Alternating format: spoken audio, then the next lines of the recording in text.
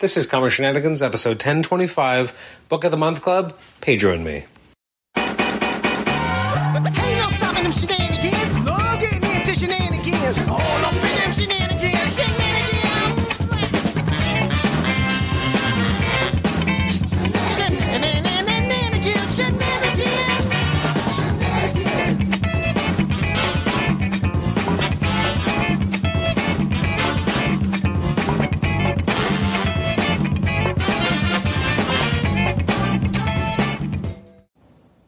Welcome to the Comic Shenanigans podcast. This is episode 1025. It's our Book of the Month Club for January 2024. This time we're reading Pedro and Me. I'm your host, Adam Chapman, and I'm joined by my lovely co-host, Kelly Chapman. So thank you so much for stepping in for the Book of the Month Club.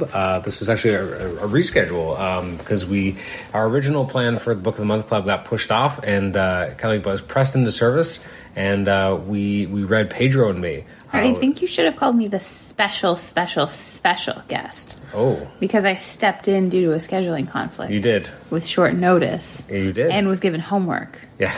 Normally, it's like, hey, let's podcast. This is what we're going to talk about. This was like, here's a book. Read it. Yeah. Tell me what you think. You had some options. There was a couple options. Yeah, I don't know. You picked weird options. I'm not going to lie. I put It's Jeff in front of you, and I thought, well, that's like a fun light comic about I feel like you were like, shark. Here, you're like a child. I'll give you this kid's comic book. No. That's what it felt like. Okay, well, fair. But I just need you to understand that you gave me like basically what looked like, and I didn't read it, a child's comic book or like a super serious end of the world, like everything is awful, grown up story. Yeah, they're very different. There's no. Yeah. You were funny because you were like, I thought I was getting like a Spider-Man Blue or something. I thought I was getting like Love. Yeah, or like Spider-Man Loves Mary Jane. Yeah, that's I haven't fair. read that in years. It has been years. Yeah. Yeah, that's fair. Okay, well. So maybe instead, if I have to step in again, you'll do better. Yes. Okay. So we didn't read the children's comic. I will say it's delightful for all ages. That's fine. I have many times talked to the creator of the comic, and she loves writing the stories for this character. So, you know what I think it is? There's that show that Olivia watches called Shark Dog. Oh. And we watched it recently, and she watched like the same episode twice. And so, like, even though the show, like, I'm not saying it's not a good show, but I was like, ugh, Shark Dog. I didn't want to read Shark Dog, and I know that it's not Shark Dog, but like in my mind, it was Shark Dog. I mean, they treat him like a dog. Yeah, so basically, someone ripped off someone else because Shark Dog seems like it's Jeff. Okay, fair enough. Maybe someone should look into that. So we read Pedro and Me by Judd Winick, friend of the podcast, very great friend of the podcast. He's done the show many times in the past, so this is one of his first big kind of breakthrough things in the comic industry. Doing this graphic novel before he kind of parlayed it into being a comic book writer at Marvel and DC, and then eventually being the cartoonist behind the book series, the successful book series Hilo, which has 10th book comes out I think late next month.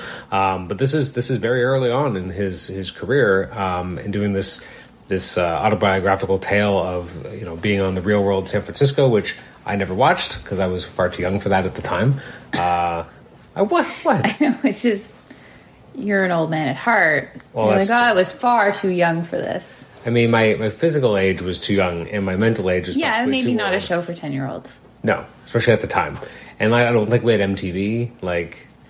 So I was thinking that actually, when I was reading this, when I was reading this, I don't know where I was going with that. Okay. I was thinking, I don't know when we had MTV or if we had MTV.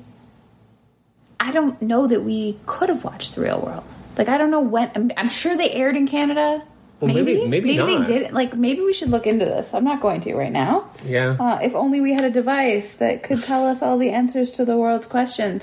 No, don't bother. Okay.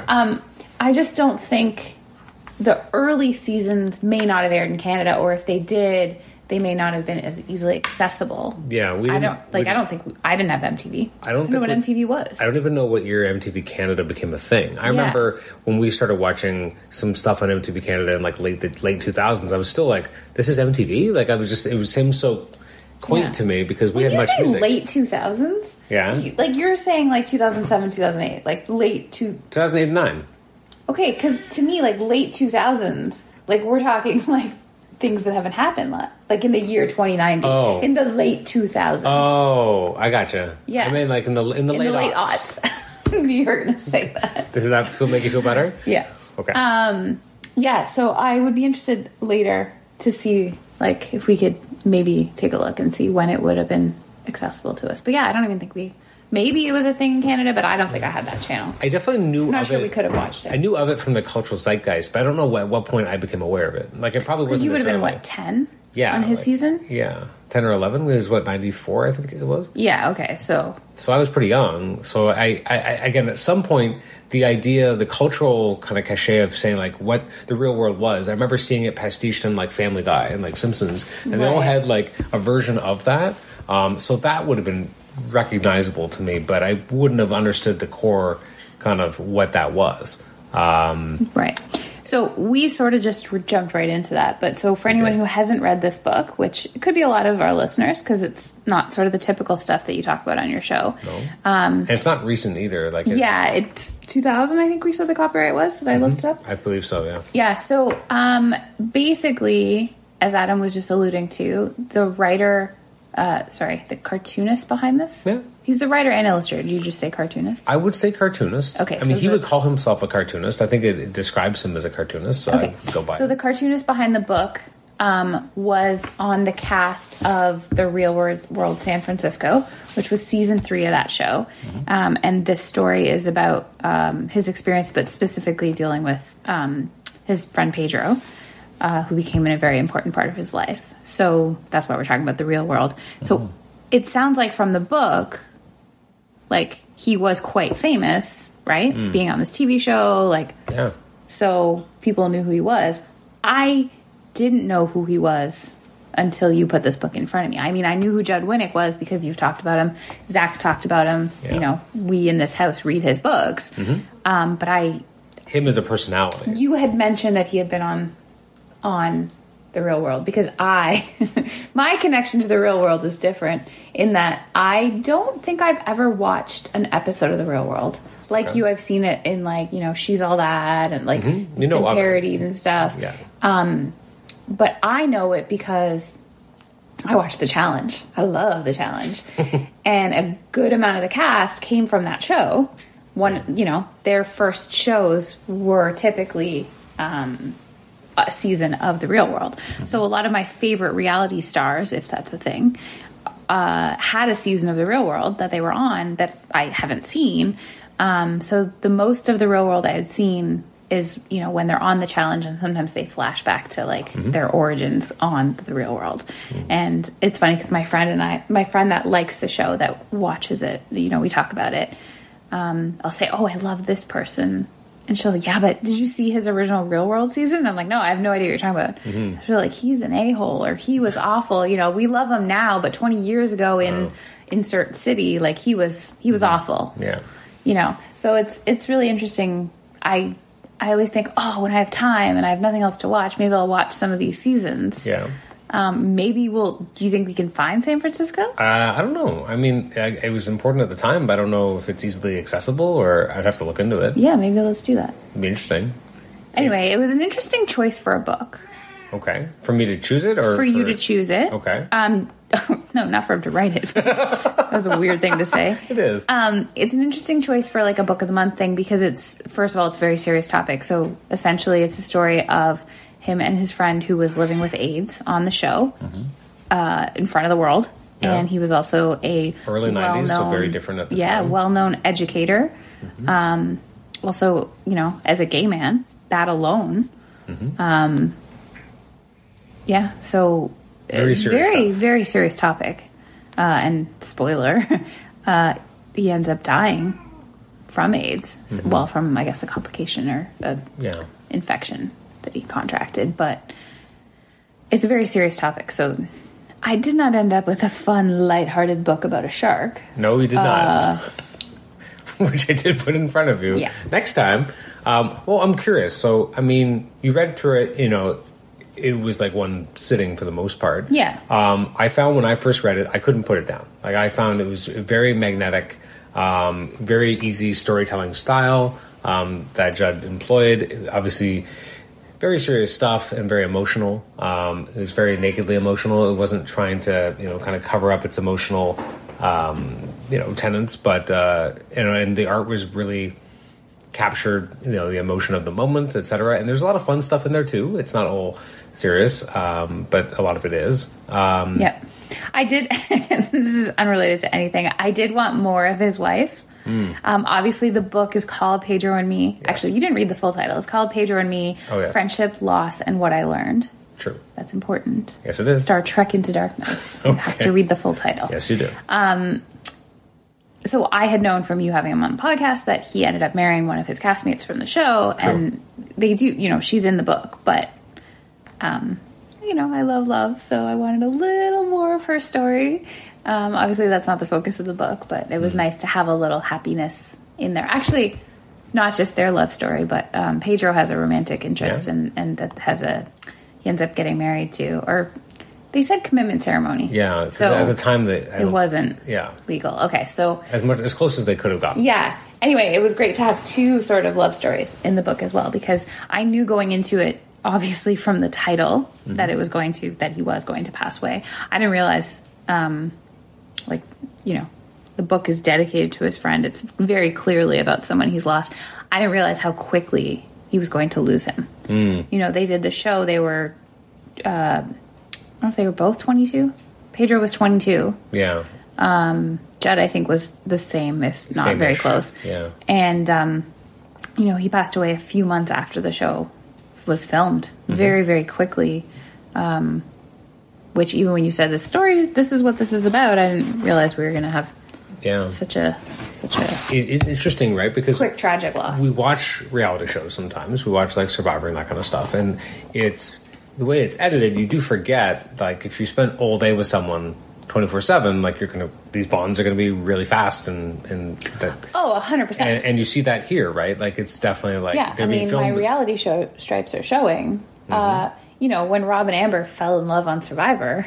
Yeah. I believed it because they're spending 24 hours a day together. When people have Big Brother showmances and they're like, I never thought I'd feel this strongly. It's because you don't normally, that's not how you have a relationship. So the same is true like with a couple as with, they actually roomed together. They were roommates within the house. That's right. I kind of imagine living together, you do form very strong bonds. And they weren't together 24 hours. They did other things, but you know what I mean? It's still a very different environment. For sure. And you're bonding over the shared experience of having your life filmed. And it's not like a normal thing yet. Because nowadays, I feel like people go into it much differently. Like at the time, this would have been very like, it's only the third season. Reality television is in its nascent form. Like it's not what it is now. Everyone kind of knows it. Plus, everyone is taking pictures of themselves and selfies and stuff. Like that whole idea of filming everything is very different. Whereas at the time, it would have felt very foreign, which Judd does, express as well. What strikes me, reading it now, is that it's 30 years later. So some of the cultural things are so different, and it's fascinating. Like the idea that they're like, okay, are you going to be okay with like someone in the house is going to have AIDS? Like, are you cool with that? Like that's like a really big, because this is the scary time, because people didn't really know a lot, and there was a lot of misinformation, and so there was a lot of unformed or poorly formed opinions. So the fact that they would like constantly have to ask and be like vetting and be like, are you okay? And the fact that like they put them in this house and everyone's like, well, who's the one? Like it's fascinating that they did it, but also it just kind of shows how far we've come as well. As a society, you mean? Yeah. Yeah. Well, and I was thinking about it because I was like, one of the biggest, the goal of Pedro in the House was to keep spreading his message. He was already an educator. He spoke at schools and colleges and churches and all over the place. He was educating people because the information wasn't out there. People didn't know how you got it, how you avoided getting it, how was it safe to hang out with someone who had it, that kind of stuff. And I remember, sorry, I lost my train of thought there for a second, but there's in the foreword by Judd, he talks about, if Pedro could see, and it's not recent. It's a few years after the book came out, so it's still 20 years ago or whatever. Yeah. 15 years or whatever.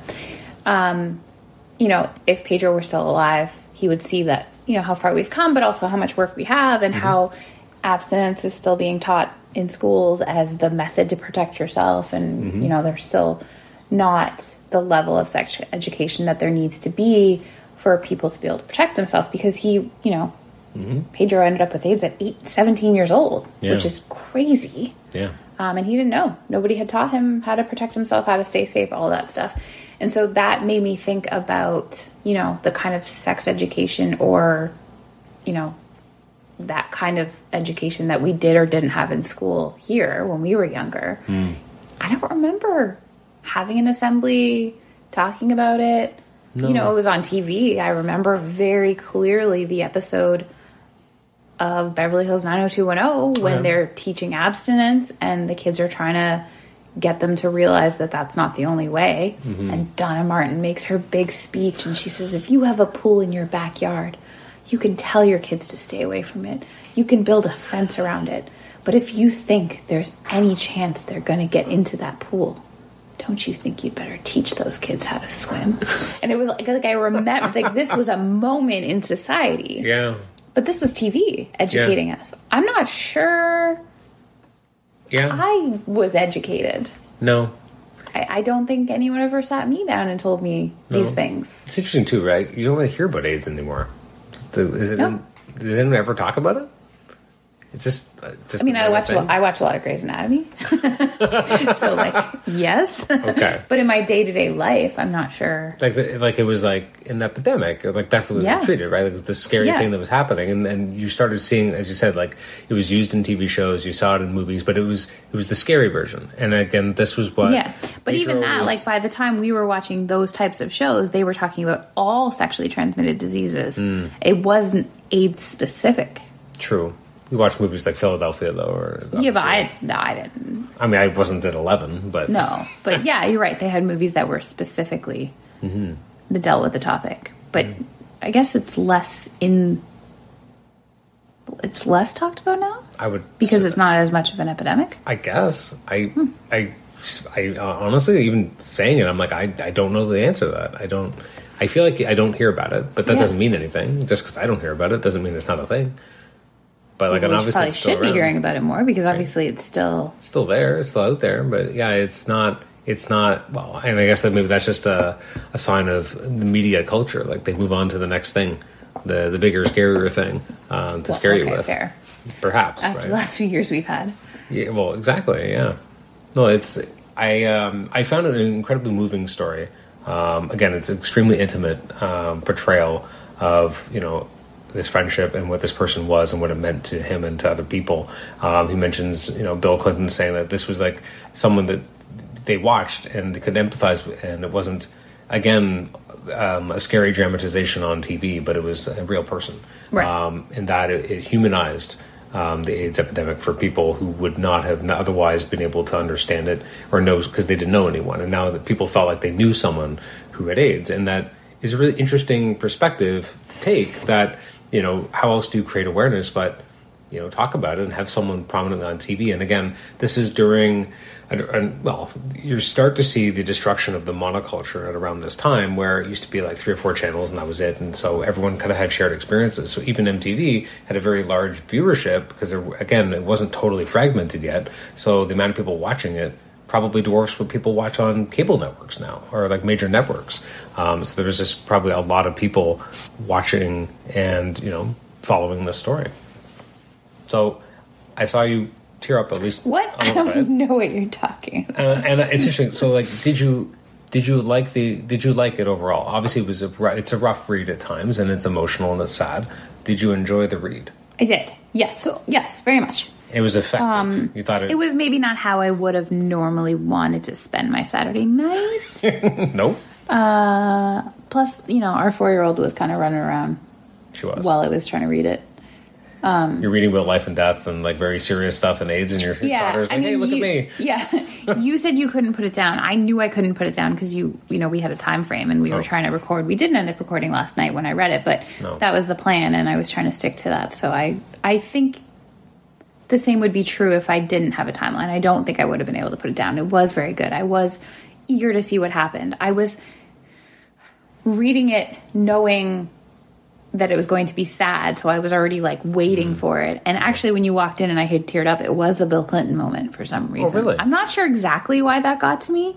I think it was just very emotional, like that he gets this call from the president, and at that point he wasn't really able to speak very well, and so he couldn't really, it wasn't that much of a two-way conversation. And then sort of what led from that with Clinton and some other people helping to get his family over, because he hadn't been able to see his family since they left Cuba. And so having the family reunited through that as well, so that they were able to, reunite and spend some time with him before he passed.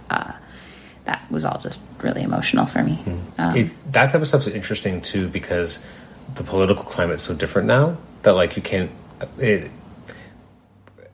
the emotional impact of someone like Bill Clinton, because of what he meant at the time as a president, like he was the younger president, right? He didn't feel like the stodgy old president of, George H.W. Bush or Reagan. He felt younger and more youthful, right? So he was like the young president. It's kind of like what Obama was later, this younger, hipper president. So the fact that, he played a part is, we don't have that anymore. You don't see Biden doing that, or you can't imagine Biden doing that. Definitely don't see Trump doing that. I'm sure Biden doesn't watch MTV. And that's not like a diss. I'm just saying, like, I don't... No, probably not. Although, is there still an MTV? Yeah. Yeah, it still exists. Sorry. Yeah, I know, obviously. Not in the form I watched the challenge on MTV. Exactly. Not in the I watch form it on the remember. CTV app because we're in Canada, and it's a whole thing, but... Yeah. Yeah, no, that was the part that made me tear up, and then it kind of just, like, lingered until the end of the book, but... For sure. Definitely very emotional. I thought he did a really, really good job of telling the story.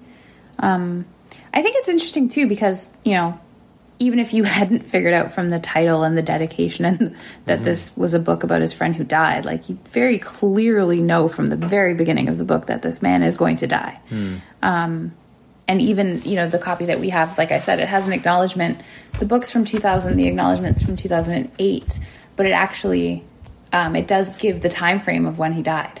And so I said, I didn't realize it was going to be that quickly after the show was filmed. Yeah. But in the acknowledgement, it does say, I don't have it in front of me, but, 3 months after we finished filming, or 4 months, like, it does come right out and tell you the end of the book. So I think it's a skill. I think it says a lot about his how well he was able to tell the story, even knowing what the ending was going to be. Do you know what I mean? Like, because when you already know what, for lack of, I can't think of an example, but we all knew Titanic was going to sink. I knew that was going to be a reference. I know, but why is that the only thing I could think of? Because I'm basic. No. But like, that's like a big tragedy. You know it's coming. Yeah, you go into that knowing exactly what the like, ending is. Yeah. So I think it's how you get that. It's great storytelling that he was able to take the story that I kind of knew the ending to, and I'm assuming a lot of people who read this not only knew the ending but knew the characters, because, like I said, we didn't watch the show. They're real life personalities. But like, people already knew these personalities. They knew what was going to happen, but I think the story is still captivating and will keep you reading and interested, because it's like you said, it's very personal, it's intimate, and it feels like a friend telling me a story. That's what it feels like. Yeah. Like, I don't know Judd. No. But it felt like he was telling me his story. Like, I got that, sit down, I'm going to tell you about my friend. Like, it felt very personal. It's very conversational. Yeah. Very open. And he's very self-deprecating in general. And so, like, at the beginning, too, like, when he's kind of explaining, like, who he was and his upbringing, etc. Like, it's interesting. He mentions his friend Brad. His friend Brad would end up being he's a well-known novelist, but he's also the creator of those I Am books, like I Am Walt Disney, I Am... Oh! Yeah, so his... Oh! Yeah, so that was some of those, yeah. Yeah, so we have a bunch of those.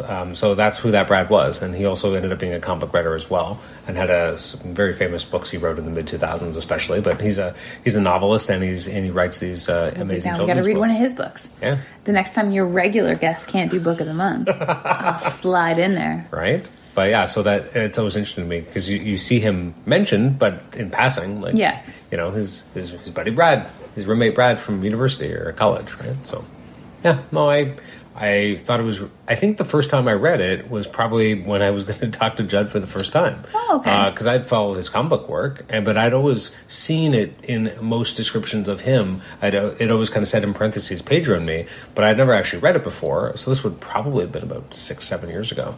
And then I read it, and I have very clear memories of reading it on like the commute home. And like again, I couldn't put it down. I would read that on the subway. That's a bad point. I was waiting for a bus at like West Station, and I'm just like reading it, and I was like, I can't put it down. Like it's really, again, it's a really seems like a captivating story. Bad idea. Yeah. Like when I used to watch Grey's Anatomy at the gym because I didn't have cable, so I was like, well, if you want to see Grey's, you better go get on a treadmill. Yeah. And I'd be like almost crying, like. It feels like a bad idea. That's all I'm saying. But no, I'm glad you chose it. It was a very good read. It was sad. Like it was kind of like, bummed out. Mm-hmm. But I do think like I said, there's enough good in it that I do think that I wasn't left in despair. Like there was still hope. Yeah. And I guess that's the message he would say the message of Pedro was the hope in the sadness. Yeah. Like there's. Well, and then they were talking about him and Pam, when they would do their DR. I don't think they called it that. Like their diary room, their one-on-ones, whatever they called it. Yeah. Jersey Shore calls it the DR, I think. Oh, really? I don't know. The confessional? I don't know what it's called. But. So when they do their like one-on-ones, they would be, if they were asked like, how's Pedro feeling? How's he doing? They were lying. They were covering up how sick he actually was, because they understood that it was important for him to appear, like a regular guy. Mm-hmm. That his message was the important part. And so they were helping him cover the fact that he was getting sicker, which is sad, but also, it's interesting that they had this sort of what became a shared mission of spreading awareness, of continuing. And I love, I didn't know this. Obviously, I didn't know much, but I didn't know that after Pedro died, Judd continued on and did the lectures that Pedro was supposed to be doing. Yeah. Oh. Which crazy too. Heart-wrenching. Can you imagine being in amazing. Being in your early 20s and doing all that? Like that's like we're 40 now, but like this is I know. Late 30s is what you meant to say. But all the stuff he's done here, this is all him in his early 20s. Like that's really mind blowing, and the maturity that comes out, especially with Pedro, but even with Judd, as you said, kind of taking up the mantle of that mission and doing what was important to his friend and what his friend would have done if he had survived, is really something. Like that's a very mature way of handling a horrific situation, and I don't know if I could have done that at my early 20s. I'm not sure I could do it now. Right? Like it is quite something. There is I'm not going to call it a recurring character, but I think near the beginning of the book and then later on the end, there's the limo driver. Yeah, the shuttle guy. Yeah, the shuttle guy, yeah. Yeah, he starts the book and he ends the book. I thought that was a brilliant way to tie it in. It was really... I mean, it's kind of random that, like, he ended up recognizing him and seeing him again later, but, the book starts with him on his way to visit Pedro in the hospital, and the shuttle limo driver, whatever you want to call it, that picks him up. And then he ends up seeing him later after Pedro has died, and he's coming home from the lectures, I think, or from a business trip. And the guy remembers him, and he recognizes him from TV, and he says some nice things about Pedro. And the little story of the guy at the airport that runs into him and says, that, it's an example of how many people recognized Judd and would come up and tell them what he meant to them or what Pedro meant to them. And specifically, it was a guy who, found the courage in seeing Pedro to come out to his parents. And he was, also became an educator and was traveling around and telling his story. And, I do think we should see this season because this sounds, obviously it sounds good. Sounds interesting. But also, I'm interested to see Pedro depicted on TV. It'll be different now because we obviously have way more gay people on TV and it's more normative. And they talk about not only was he a gay man living with AIDS, but he was in an interracial relationship and, all of this stuff. So I can't imagine that from 1994, but well, that's why it was on MTV, right? Like that would never have been on a major network. But now it could be on a major network for sure. Absolutely. Yeah, because as you said, it's more normative, but at the time, not at all. No. Like I'm almost surprised it was on the air at all. But again, it's not a surprise, I guess, that it was MTV. It wasn't one of the major networks; it was a cable network, so they could probably have gotten away with more things. Right. I say gotten away like they did something wrong, but like, you know what I mean? Like it's just something. No, but they could push the envelope. Like obviously, not everyone is as open-minded. So you're right. It would have been a risk to do it on like a mainstream cable network. Is what you're saying? Yeah, at the time. Now I think you could. It would be. I mean, if you think about like how many shows have we watched in the last 20 years that have gay characters, and I don't know if they necessarily have AIDS, but again, that feels like that part of the storyline is not talked about. As you said, it's almost like it's buried, not intentionally, but I just feel like it's not in the conversation in the same way. It's interesting. Maybe because we have bigger problems in the world. I mean, well, that sounds. I don't know. Maybe. No, I didn't mean it like that. I just mean. It's going to sound like I'm obsessed with Grey's Anatomy because that's apparently, I've just been binging it lately. Yeah. But especially in the last couple of years of that show, I don't mean bigger problems, but they obviously dealt with the COVID epidemic and they dealt with, What? Oh, I drew a blank on the guy's name, but the Black Lives Matter. Oh, yeah. I can't. Floyd? Yes, thank you. George Floyd? Yes, thank you. And then they're dealing with the abortion bans, and so like there's been some very on topic current events, social issues on the show recently, and so I don't mean bigger problems like it's not a problem, but it's not the current issue. Yeah, it's interesting that Judd stayed in San Francisco, like he still lives in San Francisco now.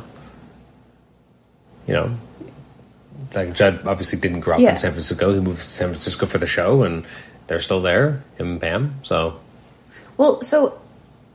completely unrelated, but I was thinking that because when they do these shows, they all live in a house together, but they do have jobs. Like they go out and this person's a waitress, or this like they live life. They're not Big Brother. They don't leave the house, and Survivor they're on an island, and even Jersey Shore they all worked at the T-shirt shop, but.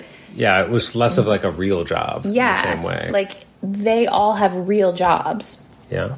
So when I was in the beginning of the book, when he was introducing the characters and stuff, well, not really characters, but his friends, and he was saying Pam was in medical school, I was thinking, that's so interesting to me because did she transfer from another school? Oh, interesting. Because it's not like, hey, I work at a coffee shop, I'll just work at a different coffee shop. Like if you're in med school, that's pretty huge. Maybe she was already local?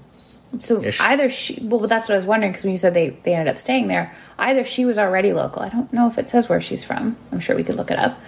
Or once she was established there, it didn't make sense to leave again. Yeah. Right? Because I'm sure if she did have to transfer schools in the middle of medical school, then to transfer again would be hard.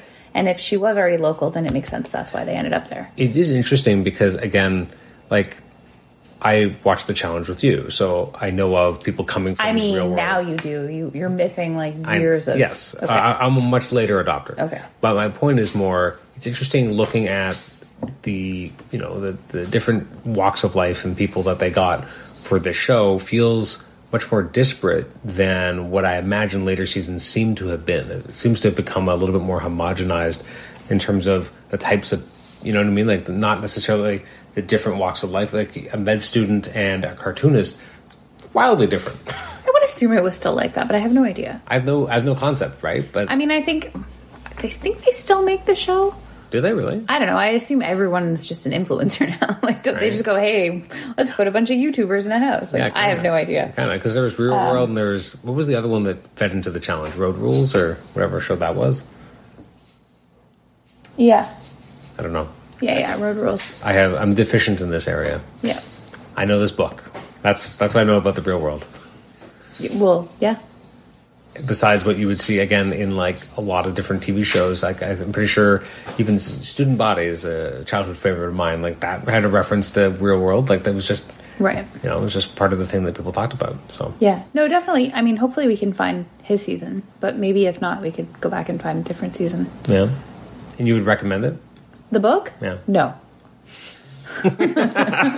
Yes, I would recommend, don't read it on the subway, because that seems like a bad plan. Maybe don't read it on a Saturday night as your 4-year-old's running around in circles around It's you. not really a vacation read, maybe. No. It is heavy. Okay. It's very I was good. kidding when I said no, obviously, in case that didn't come across. Yes. I would definitely recommend it. I think it's a great book. I don't know in what context people would randomly pick this up. True. Right? But hopefully people who are listening decide to give it a try because we have said to try it. I mean, I'm not the most eloquent book reviewer. I'm pretty sure I haven't done this kind of a book report since 3rd grade. Yeah. But I definitely would recommend it. It is a good read. It does, as you said, feels very personal, conversational. It's interesting to think back to the time where this was taking place, as you said, because Judd himself talks about he didn't know, he wasn't educated, like he didn't know if it was safe to live with a guy with AIDS or if how, I think he knew he couldn't get it, but he wasn't positive that there wasn't a risk. Like, he does talk about like his own, how naive he might have been.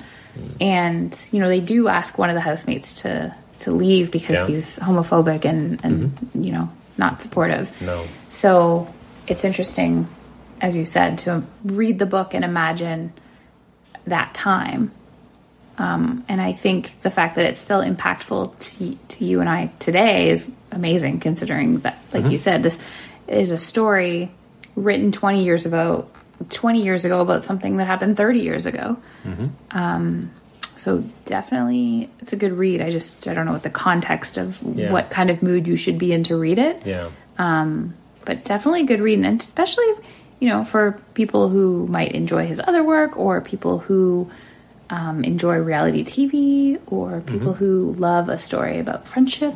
Yeah, or that's true. If there's a couple, nice quotes in there about loss, and about grief. I lost my cousin, almost a year ago. And there was a couple of passages in here that definitely made me think of her. And so I think it's also a story about finding the meaning in a life lost too early. Well said. I'm going to break your nice moment of thought with something. Good, do it. Shenanigans. And say, it's telling us a story about something that happened 30 years ago. It's like Marty McFly reading about something from 1955. Like that in terms of... Why would you say that? Right? But like, that's... Because that's how long ago it's been. Like, it's crazy. But it doesn't feel that far away in some ways. But, it's a very real story. One thing actually we didn't talk a lot about, but you mentioned it a little bit. The art. Because again, it is a graphic novel. Right. There is, he does a great job of cartooning and, really, it's interesting, right? Because he's capturing real people that he knew. So he has to get a certain sense of likenesses, both for himself and for, this sort of cast of characters. I feel like it'd be hard to draw yourself. Right? When you look in the mirror and you're like, I don't know, like, I feel like it would be hard to, like, hear your own voice. Like, I don't listen to your podcast, sorry, but, like, I assume it's hard sometimes. You get used to it. Yeah. But I guess that's the same thing, right? You would eventually get used to it. Yeah. But yeah, no, it's very interesting because you want to be expressive. You want to tell a story. You're doing it visually. It's black and white, which is different. Yeah, I did find that to be a choice. Did you like it? I did. At the risk of getting kicked off the podcast, I don't read a lot of graphic novels at all. That's fair. I can probably count on one or two hands the number I've read. So I think I was definitely more into the story than the art. Okay. But I think part of that is that I'm not as used to reading this type of medium. Like, I'm not a comic person. Okay. I don't read graphic novels.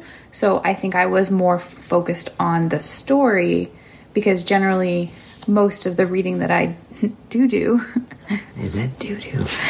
Most of the reading that I do, I'm picturing things in my head. I'm using my imagination. The pictures aren't usually there for me.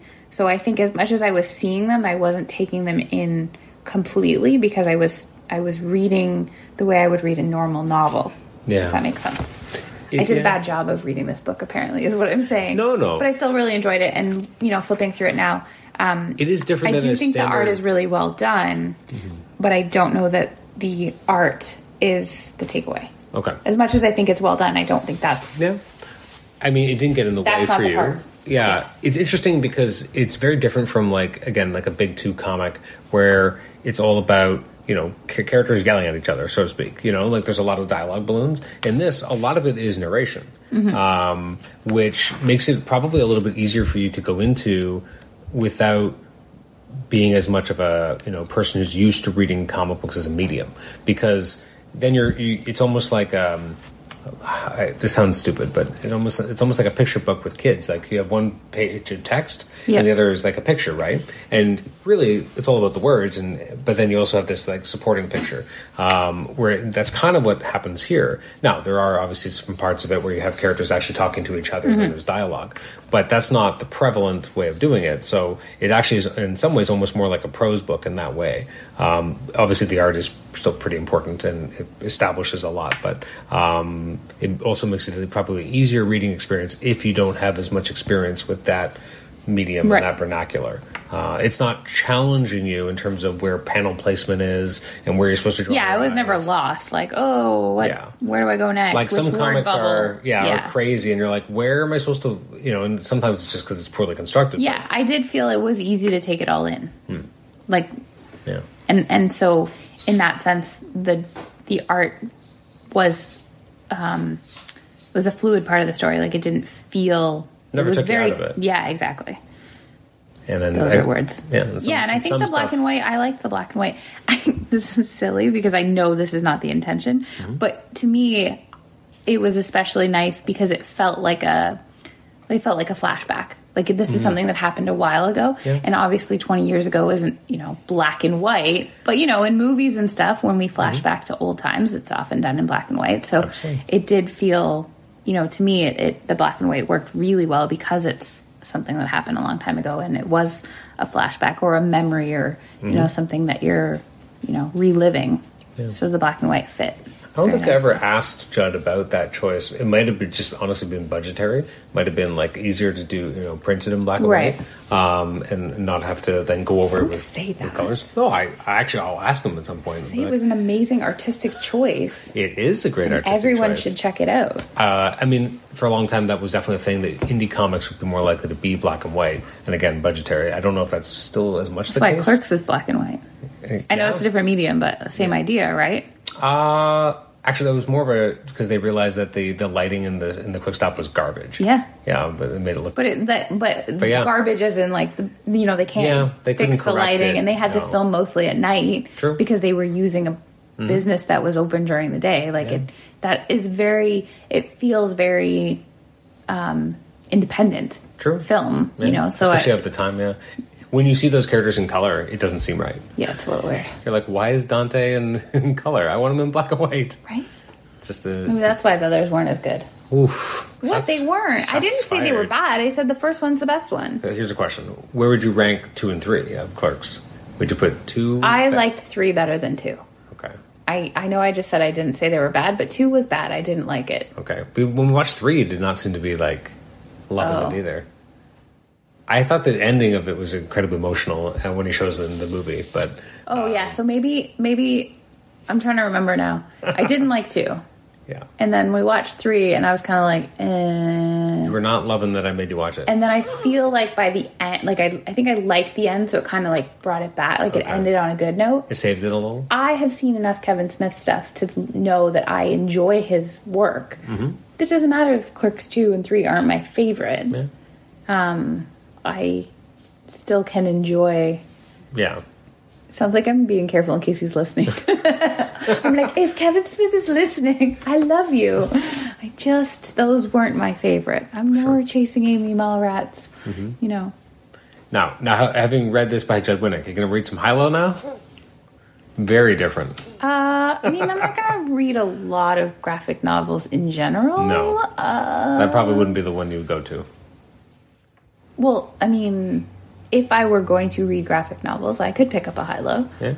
I know Zach loves it. Oh yeah, they're fantastic a lot. books. Yeah. So I mean, obviously, if my husband and my kid recommend something, then I would choose that. But I probably am not going to come over to the dark side anytime soon. That's fair. My daughter, oh yeah, who's almost 5. Yeah. You were doing bedtime just now, and as I was leaving the room for you to do story time, I heard her say, "We're going to read my comic book," and I was like, "Oh, he's doing it again." So we read something else. He's creating another one. We read Happy Hippo, Angry Duck. Oh, I like that book. Me too. But she was clutching her amazing Spider-Man and his Spidey and his amazing friends comic book. 100%. Which is fine. It was just, you know, she is very much going to be your daughter, which is great. I didn't mean for it to happen. It's fine. In terms of Judd, he said that the reason why he made Hilo was that he wanted something that his kids could read, because he had done a lot of really good Batman comics and stuff, but they were violent and they were dark and very serious. And you know, his kids loved Bone, which was a very fun, lighthearted comic that ran for a long time. Mm-hmm. And so he wanted his version of that.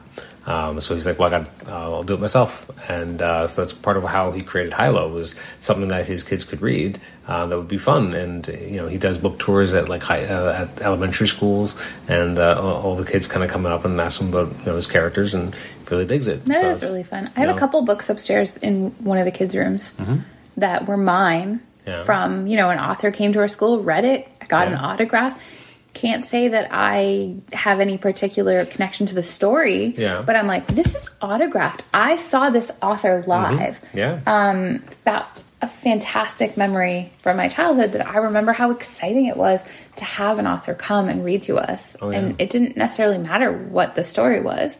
That book became amazing because you felt a stronger connection to it from having met the author. So absolutely. I am in no way a writer, nor am I ever going to be. But I would absolutely make children's book if I was like so inclined to write. That's what I would write. I would do children's books. There's a sense of connection you can make very quickly with a child, and more immediate gratification too. Like little kids, not like no, I get you. Teenagers, older kids, no. Teenagers, no. Well, I mean, we don't have one of those yet, thank God. But not yet. Well, thank you so much for reading Pedro and Me. Yeah, I'm glad thanks that you for didn't... recommending weird choice for a book club. I'm not going to lie. That's fair. Something different, something that's not the big definitely. two. I think that, I mean, I joked that you chose this for me because you knew I'd be like, ooh, the real world. A little bit. Very much enjoy reality TV. I love the challenge, so I probably know someone from most of the seasons. Someone has ended up on the challenge, or, you know, in the world, like I know of them. So I think I was kind of saying that's why you chose it. And then reading it, I mean, I'm glad I read it, because I'm not sure that had you just said, hey, here's a book, I think you should read it, I'm not sure that I would have.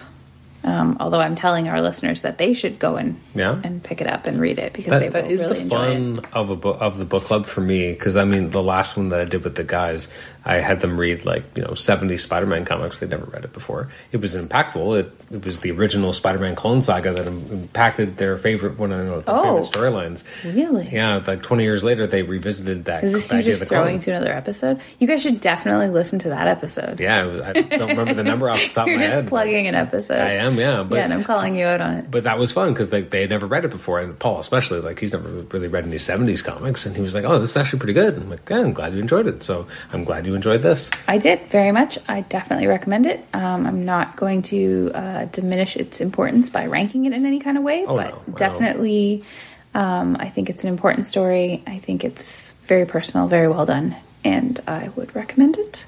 Although if I am back on the podcast for a Book of the Month Club, I would like something a little more upbeat. Did I offer you Archie? I thought I did. No, I think you said I was going to offer you Archie. Oh, you might have liked that. I'm not sure I would have chosen Archie. No? Like a modern spin on Archie. It's like watching Riverdale, but without being so serious and I haven't seen Riverdale. Well, okay. Apparently, I only watch Challenge and Grey's Anatomy. That's what I've learned from this podcast. That's right. It's not true, but and Survivor and spin-offs of Grey's Anatomy. Yeah. So random tangent, or shenanigan, as I like to call it. Okay. I have to watch the season 2 of Traders just started. Okay. And there's some people from the Challenge who are originally from the real world. Okay. Are on Traders. So that's not a reality show that I have watched in the past. But now that there's a lot of people that you would recognize, even like Bananas, CT, and some people from Survivor, Parvati, and Sandra. I think Sandra's on it. Okay. Cast is amazing. Interesting. So I think we should watch that as well. This did remind me, I believe a year or two ago, because I think I did ask Judd about it, they did a reunion of the original Real World cast, so season 1. Oh, you told me this. And they brought them all back together. I don't remember much else about it, because I think I'd asked him, like, what would you do? Like, would you do that? And I think he was kind of like, no one wants to see, old Judd going around. Do you know, I mean, obviously he's still married to one of his castmates, and another one passed away, but do you know if he's in touch with... I don't know. The others? Oh. Yeah, I don't know if it came up. It might. I assume it's one of those lifelong bond type situations. Yeah, it was a even if you didn't share a loss. That's true. It already would have been like this important moment in time that would be memorable, and then again the added, everything that happened with Pedro obviously would have made it even more of a experience to have gone through with other people. That's for sure. Okay, so final question for you. Yes. Unrelated to the book. Okay. If you had to be on a reality TV show, okay, which one are you on? Which one am I on? Which one are you on? God, I'd be bad at all of them. I don't deal or don't know deal. It's a game show, not a reality show. No, not a game show. Yeah, I want like a Survivor, Big Brother. So I think I'd be terrible. Real World. Yeah. I think I'd be bad at anything with challenges though, because I watch these shows like the Challenge especially. I'd be dead in like 5 minutes. Maybe Survivor. I think I could get along with. A lot of people seem to break down without food. And you talk a lot. Who, me? Yeah. So I feel like you would be. When people are like, "Oh, he played a great social game," like you'd be the telling stories and giving people trivia and keeping them entertained and maybe. like. I do think that you would be good at the social aspect. Interesting. If not, I'm not saying you wouldn't be good at the challenges themselves, but I think the social aspect. Interesting. I think Big Brother, I don't think I could handle that. Because there's too much politicking in a game like that. Yeah. Because there's extra levels. It's like, oh, I'm going to eliminate one of these people, and then you can like potentially get them taken down, and then you got to put up... Backdoor. Yeah. Yeah. There's too much. The backdoor's been open. Yeah. But you have to learn catchphrases if you go on these shows. You have to be able to say, my best friend in here. Oh, yeah. You have to say ride or die. You have to say throw them under the bus. Oh, my God. Like, there's a lot of, like... Good lingo. Jargon. Yeah. Jargon. Jargon that you need to learn. It's specific to the industry. I think that's how they get paid. I don't know. I don't know for sure. Yeah. But I feel like there's certain phrases that they have to say. Yeah. Where they don't get paid. What would you do? What? Amazing Race. Oh, yeah. Hands down, Amazing Race. See, I get to travel. I get to do competitions. I get to take someone I like with me. Yeah. I think... Spoiler, it's not you. I know. I think that would be awful. I love it. I think I would go with anyone but you. Rude. No, because I think... Rude. You know one of your favorite things is watching couples bicker? Oh, I love it. Yeah, not when we're the ones doing it. No, I don't. That's part of why I said I don't want to bring it. Yeah, because I feel like I would get in my head about things, and then I think things wouldn't go well. Because I think I would be very stressed about certain of the challenges. And then I would be like, we're on TV. Can we just fight about this later? Oh, that would be totally true. Yeah. Like giving you the side eye, like, let's fight later. So you're right. I think that would be a very good fit for you. I guess Survivor for me. Big Brother is not for me. Yeah, no, I definitely going to travel and do competitions. And I did that city chase. Remember, I did really well. Yeah. I won prizes. That's true. First all-female team to cross the finish line. Forgot about that. Yeah. It was just around Toronto, but same idea. Plus, I'm a city person, so if they send me to a city, I'm not getting lost on the subway or whatever. True. I find for all those shows, though, the people are like... I'm not shaving my head for $1 million, so I don't care. Okay, fair. I mean, I made fun of Rachel for not doing it, but that's fine. I do think I'm not doing it. Those types of shows, people are so, trying to be 18 steps ahead, and I have very poor memory, as you know. So I feel like that'd be deadly, because I'd just be like, I don't remember what I said yesterday. But that could be good and bad. So maybe we have to find you a different show. A different show? Yeah. You don't cook. I don't cook? I mean, it's not like you don't cook, but you don't cook, at an expert level. No. But something where, it's more focused on a skill. as opposed to the voting people out. True. I don't have any skills. Well, but maybe you could, like, I don't know, you could learn to dress in drag or something. Like, maybe some of these skills could be acquired. I like how that's the first one. You're like, all I could think of was like shows that are a very specific skill, like a cooking show, a baking show. yeah. RuPaul's Drag Race, Yeah. America's Next Top Model. I didn't think you qualified for. No, I don't think so. I'm not American. Or a model. Yeah, I can't dance, so I couldn't be on Yeah. like one of those. I can't sing or dance. What can I do? Nothing. You are a very good interviewer. That I will take This that. is where you segue to throw to an interview you did recently with Bagley. Oh yeah, so Mark Bagley was on the show last episode, 1024. Yeah, so I don't think anyone skipped his episode to listen to me talk, but just in case anyone did, definitely go back and listen to that one. That was a bucket list moment for Adam, and I'm not going to listen to it, but someone should. Yeah, absolutely. A lot of people have. So thank you for leading into a nice segue of what's coming up next. Upcoming episodes in the next month and a half will include interviews with Michael Urie, editor of Back Issue Magazine, a conversation with Glenn Greenberg talking about Star Trek Untold Tales, Untold Voyages, I should say, issues 1 to 5 from 98. We have an interview coming up with Mike Carlin that'll probably actually be next episode, 1026.